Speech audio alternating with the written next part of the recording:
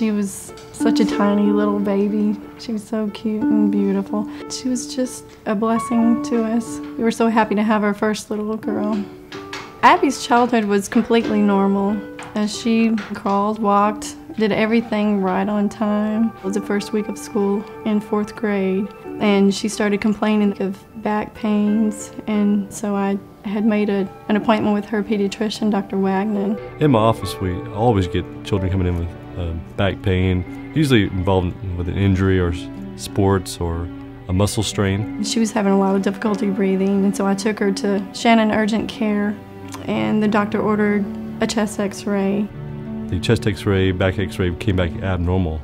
Then she came back to my office during that time period, and that's when we made a unofficial diagnosis. Didn't know what was going on, but knew something was abnormal with Abby at that time. I went ahead and took her to school that Tuesday, and I went to work, and then I got a phone call from the doctor herself from urgent care, and she told me that I needed to go pick Abby up immediately and take her to the emergency room for admission.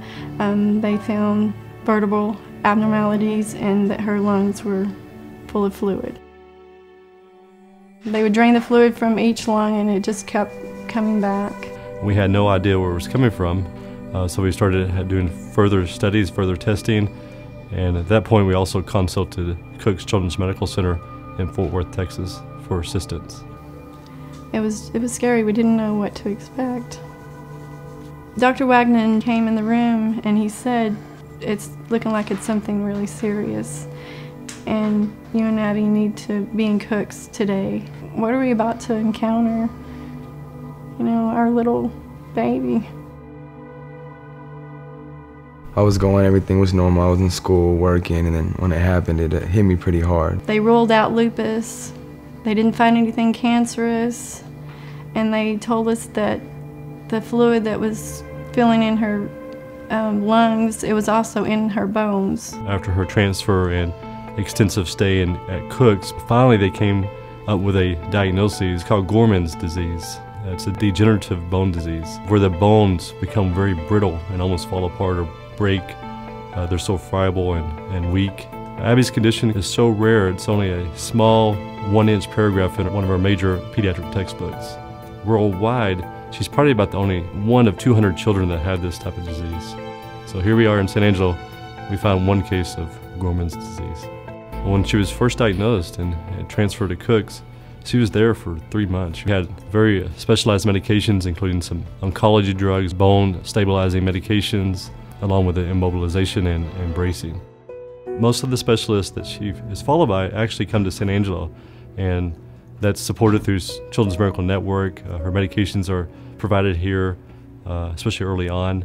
Something else that's very scary to us is the possibility of, once she stops growing, to have an actual spinal surgery to put rods in. You know, and if that's successful, then she would be able to get out of the brace, because that's something that she really does not like, is the brace that she has to wear all the time. Can't go wrestle in the backyard, but we find ways to play with each other and hang out so that I don't hurt her. In the mornings, sometimes I have to help my mom to get her brace on so she can get up and have fun like me. In regards to Abby's future, right now it's kind of up in the air. It can be a very grim prognosis, meaning if she was to develop paralysis, if that vertebral body did fracture or fell apart, she would have paralysis, which can lead to other complications, and she could easily succumb to those complications. But it seems that only time will tell. For her future, I hope to see her grow and let her do the things she likes to do that she's missed out at a young age. She's now 2 years out into her treatment. She's 10 and a half. She's been through a great amount of treatment, through a lot of pain, trials, perseverance. She's just a really tough kid, and all that and still going on and still being a fighter. She just shows the true characteristics of being a miracle child. Please help support Children's Miracle Network And help a miracle kid like me.